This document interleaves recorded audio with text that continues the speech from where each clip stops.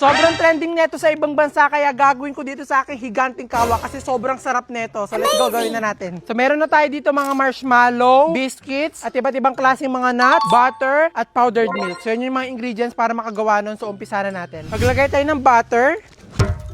So tutunawin muna natin itong higanting butter na to. Malaking butter yung kailangan natin dito kasi napakarami natin gagawin. Kasi pamimigay din natin siya para matikman din ng mga taga dito itong nagtitrending ngayon sa ibang bansa. Ayan. So ito na po, tunaw na tong ating butter. So maglalagay na po tayo ng mga marshmallow.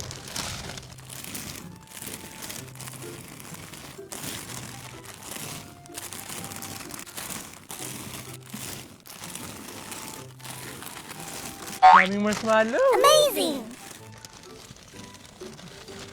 Yan. Pag nalagay na natin lahat ng marshmallow, bubuksan lang natin yung apoy ng sobrang hina para talaga matunaw lahat ng marshmallow. Bigat. Lalaki talaga braso ko dito. Kailangan talaga mahina lang yung apoy habang hinahalo mo siya. Kasi kapag malakas yung apoy, masusunog yung marshmallow. Kailangan natin siyang dahan-dahan haluin. Kahit sobrang bigat na na. At habang unti-unti na nga pong natutunan nga itong marshmallow nga natin, unti-unti na nga rin po ako nahihirapan nga sa paghalo nga nitong marshmallow. So pag ganito na daw ang kanyang itsura, pwede na natin ilagay itong ating mga milk powder. Damihan natin para talagang sobrang sarap. Itong milk powder nga kasi ang magpapasarap nga dito sa gagawin nga natin. Kaya kailangan ko nga talaga itong damihan para talagang magustuhan ng mga pagbibigyan natin. At maya-maya nga lang po nung nailagay ko na nga yung milk powder, nagpatulong na nga ako sa paghalo nga dito. Kasi kailangan nga i-mix nga itong pinaka milk powder dito sa ating tinunaw na marshmallow. At talagang binubuhos na nga namin yung buong lakas nga namin dito para talagang mahalo nga namin siya ng maayos. Ayan, so sa tingin ko okay na to. Pwede na natin dito ilagay yung ating mga biskwit at yung iba pa natin mga pampasarap.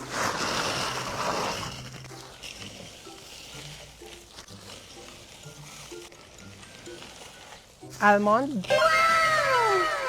Bisco. Pa.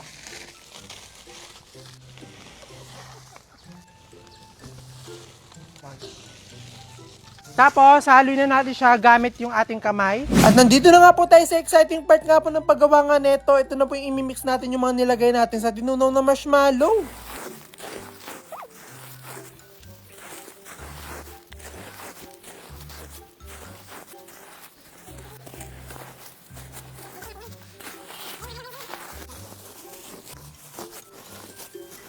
At maya nga lang din po nung nahalo ko na nga sila, dali-dali ko nang din transfer nga dito sa aking stainless nga na lamesa para talaga mapalamig na ito. At kung nagtataka nga po kayo kung ano nga yung gagawin nga po natin dito, ito nga po yung gagawin natin na talagang favorite na favorite ko. Sa mga magtatanong po kung ano yung gagawin natin, ito po siya. Ito yung mahilig kong ipabili kapag yung ate ko pumupunta siya ng China. Ayan.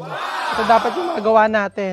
Sa sobrang hilig ko nga po dito, talaga nag-search nga ako kung paano nga to gawin. At nung nalaman ko talagang sabi ko, gagawin ko siya dito sa aking higanting kawa. At talagang dinamihan ko nga po talaga yung gawa ko ng ganito kasi mamimigay rin po natin ito. At maya-maya nga lang din po nung sa tingin ko ngayon okay na agad-agad ko na nga rin ito pinaghahati-hati para malaman nga natin kung nagawa ko nga yung favorite ko. Ito yung original.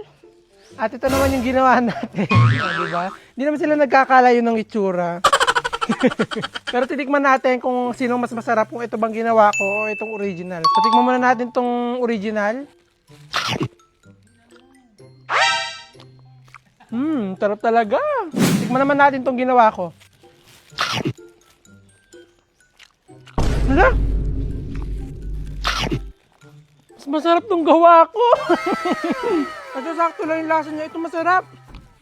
At hindi nga po sa pagiging bias pero mas nagustuhan ko nga po itong ginawa ko. At ganun nga rin po yung sinabi ng mga kasama ko nga po dito na mas nagustuhan nga po nila yung ginawa ko kaysa dun sa original. At hindi nga po pwede na kami lang ang magiging masaya dahil nga sa sobrang sarap nga neto. Kaya agad-agad na nga namin itong pinagbabalot para talaga maumpisahan na nga namin itong maipamigay. At medyo malilito nga lang po yung mga pagbibigyan nga natin kasi baka akalahin nga nila na graham nga po itong pinamimigay ko. At isa nga po talaga sa sobrang mag-i-enjoy nga po dito ay yung mga bata kaya agad-agad na nga po namin itong pinamigay sa kanila. At talagang hindi nga po ako nagkamali kasi talaga sobrang nga talaga nilang nagustuhan.